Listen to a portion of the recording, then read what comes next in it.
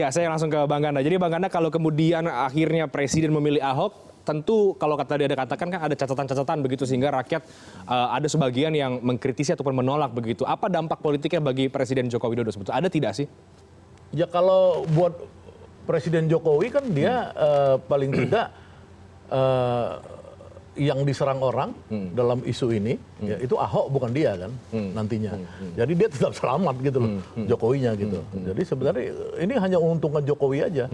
Padahal ini sendiri sebenarnya proyek yang menurut saya adalah proyek mercusuar yang nggak akan pernah jadi. Oke, tapi bukankah ini justru menguatkan dugaan bahwa Ahok memang menjadi quote-unquote anak emas begitu atau karena faktor kedekatan dan lain sebagainya sehingga apapun track recordnya tetap dipilih oleh Presiden? Nggak, kalau anak emas itu ya misalkan Ahok itu mengerjakan sesuatu yang real ya. Real itu misalkan dia jadi Menteri Kepala Bappenas atau dia Menteri BUMN ya kan menggantiin Erick Thohir itu kan real ya kan. Kalau ini kan nggak real, ini uangnya nggak ada di akhirnya jadi otorita nggak jelas gitu aja nanti. Baik. Nggak ada duitnya lah. Baik, Bang Boni, gimana menurut Anda? Ya udahlah, saya pikir ini kan saya pikir secara finansial kan sudah ada perencanaan yang matang dari pemerintah. Sekarang kan yang diambil adalah siapa yang mau bertanggung jawab. Artinya kita fokus saja di situ, soal Ahok ataukah Bambang atau siapa satu. Saya kembali kepada omongan awal tadi bahwa kalau Pak Ahok yang dipilih, saya percaya bahwa kerjaan ini akan lebih cepat. Karena orangnya memang pekerja. Dan dia tahu betul kerja cepat itu seperti apa. Satu irama lah dengan Pak Jokowi. Saya nggak punya keraguan. Soal masa lalunya, soal huru-hara sebelum ini pemilu dan semua, saya pikir tidak menjadi masalah sama sekali. Karena ketika dia di Pertamina pun, di awal kan juga diperkarakan. Tapi ketika dia ada di Pertamina, perubahannya luar biasa. Itu ahli migas UI yang sudah umur 93 tahun, mengakui betul kan. Bagaimana terobosan yang dilakukan oleh Pak Ahok selama beberapa bulan di Pertamina. Artinya bahwa orang ini memang sudah punya kecakapan dalam hal kompetensi yang nggak bisa kita ragukan.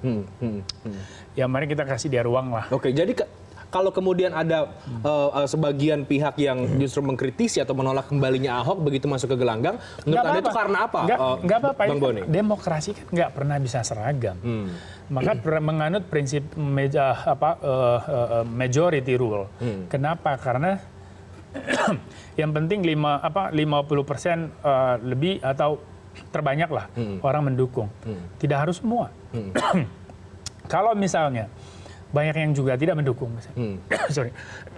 Saya pikir itu lebih karena alasan politis, posisi politik.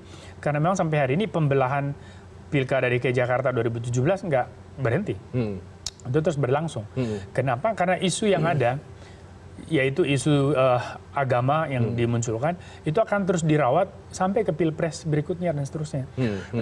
Jadi sangat politis tadi itu ya? Sangat politis. Ini nggak ada hubungannya dengan Pak Ahok. Ini hubungannya adalah soal siapa yang memanfaatkan isu agama ini untuk kepentingan pemilu berikutnya. Oke, soal etika Basuki Cahayapurnama, soal itu yang kemudian dipermasalahkan. Aku tuh bingung etika dalam konteks mana yang menjadi masalah Ahok. Karena kalau saya melihat etika dalam pengertian abstraksi dari nilai-nilai moral, itu yang diperjuangkan Ahok kan. Ketika dia ada dalam public office, dia digerakkan oleh konstitusi dan juga oleh orientasi pada kepentingan umum. Dan itu dia buktikan. Maka secara moral sebagai public official, Ahok sudah membuktikan dirinya seorang negarawan. Maka tidak pernah ada masalah di situ. Justru Indonesia ini kekurangan orang seperti Ahok, seperti Pak Jokowi. Makanya proses perubahan ini berlangsungnya agak lambat. Oke, baik. Bang Ganda, negara kita membutuhkan orang-orang seperti Pak Ahok dan juga Pak Jokowi. Iya, Bang Ganda ini kan bisa. Kalau Bang Ganda misalnya gini. Enggak, saya ini jadi aktivis ini gini dari dulu. Jadi saya ini udah ngelawan Soeharto dari dulu. Jadi waktu itu Jokowi cuma kita bareng-bareng lawan SBY ya kan. Main gitar Metallica. Ya, jadi orang itu berkembang ya, politik ini nggak boleh kayak di Amerika dipersoalkan orang Donald Trump misalnya kayak gitu. Yang dia tidak punya political idea mau menjadi pemimpin. Nggak boleh. Nah, terus kita ini kan kecelakaan sejarah aja buat saya Jokowi, Ahok segala ini. Kecelakaan sejarah seperti apa maksudnya? Karena mereka ini misalnya tidak berhasil menurut untuk ke publik. Bayangin ya, 5 tahun Jokowi kerja. hanya berhasil menurunkan orang miskin 1%. Itu kan udah something crazy. Di mana itu? Di zaman SBY aja. Soal istilah sih sah-sah. Soal istilah sah-sah aja. Itu Bappenas, itu BPS, bukan saya yang ngomong. Bukan, maksudnya yang tadi Bang Ganda bilang kan kecelakaan sejarah. Ya kecelakaan itu sejarah. Pilihan karena istilah apa? yang tentu subjektif lah, kan dari Bang Ganda. Tapi kalau kita bikin polling, survei, mayoritas rakyat Indonesia justru melihat ekspektasi. Survei mana? Survei mana? Saya udah kasih tahu minggu lalu ketika Jokowi bilang corona aman, tunggu dulu. Corona aman itu survei YouGov ya yang paling kredibel 27.000 sampel mengatakan rakyat Indonesia di ASEAN yang paling cemas terhadap corona. Jadi antara survei lokal ya yang teman-teman tuh semua saya bilang nggak ngerti metodologi. Ya saya doktornya metodologi penelitian kuantitatif. Jadi saya tahu semua nggak jelas itu. Ukuran lembaga itu melihat kecemasan itu kan dari sosial media kan, kelakuan sosial media kan, bagaimana keresahan yang dimunculkan melalui sosial media dan sebagainya.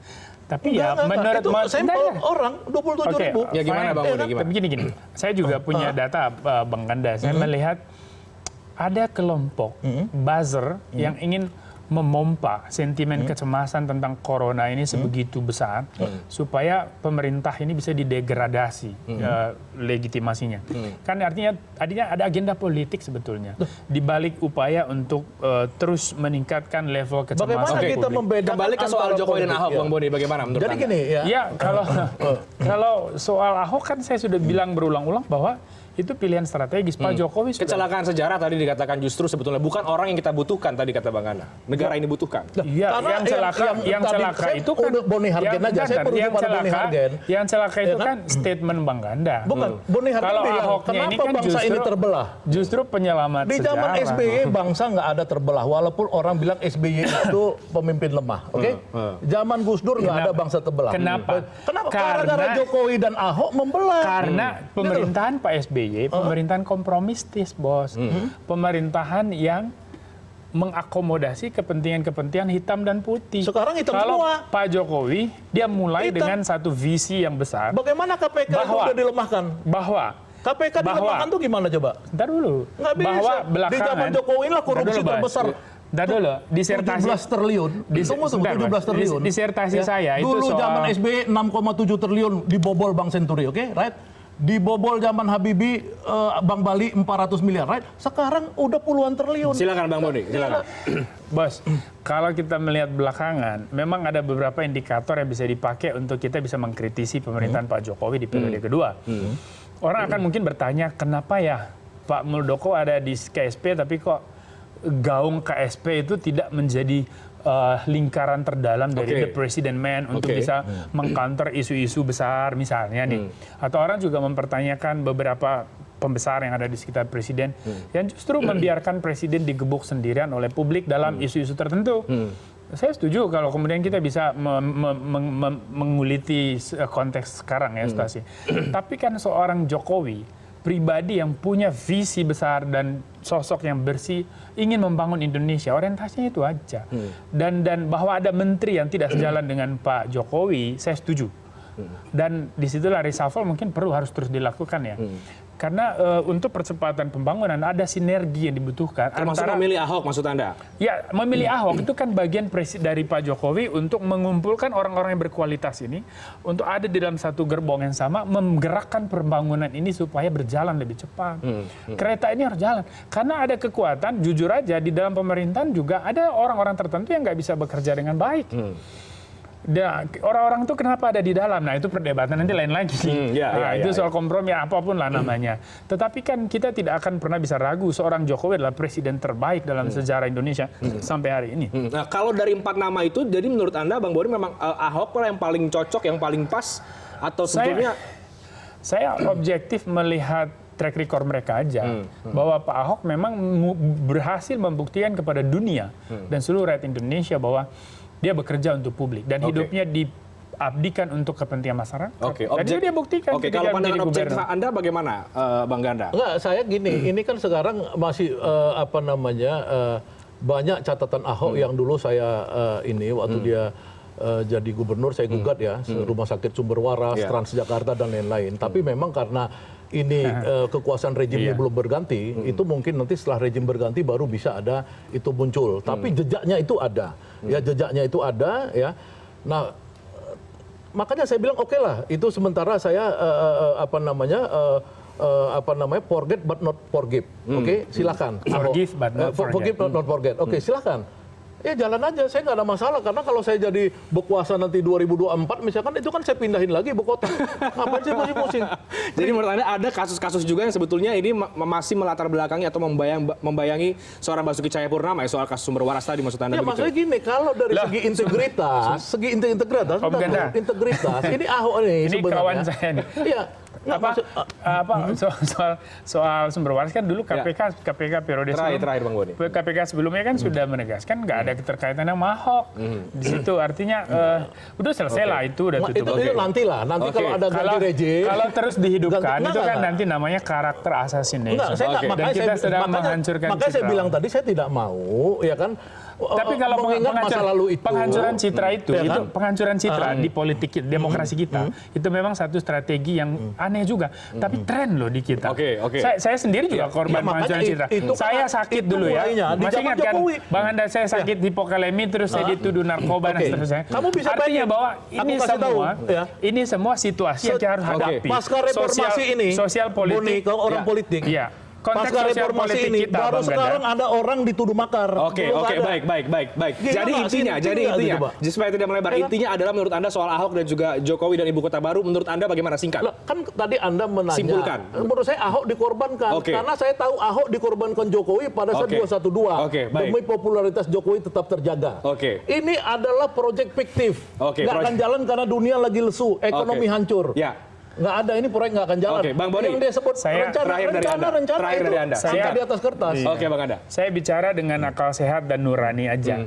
Dua-duanya nurani dan akal sehat. Saya menyimpulkan bahwa Pak Ahok orang yang tepat. Oke. Jadi Pak Jokowi telah melakukan membuat pilihan yang strategis. Kalau nanti Ahok terpilih, kita harus tepuk tangan. Dan kita berharap proses pembangunan Ibu Kota Baru ini jalan yang lancar. Oke, kita tunggu siapa yang kemudian akan dipilih oleh Presiden Joko Widodo. Apakah betul itu Ahok atau justru nama-nama yang lain? Terima kasih untuk kasih. diskusi yang sangat menarik malam hari ini. Bang Boni dan juga Bang Ganda, kawan lama yang kemudian berbeda pendapat, nggak apa-apa. Dalam demokrasi sah-sah saya. Terima kasih Beda banyak. kursi duduk juga. Terima kasih banyak abang-abang sekalian. Kami akan segera kembali dengan sejumlah informasi lain. Di antaranya Ketua Umum PAN Zulkifli Hasan menilai pemerintah terlalu percaya diri menghadapi virus corona. Informasinya usai jeda.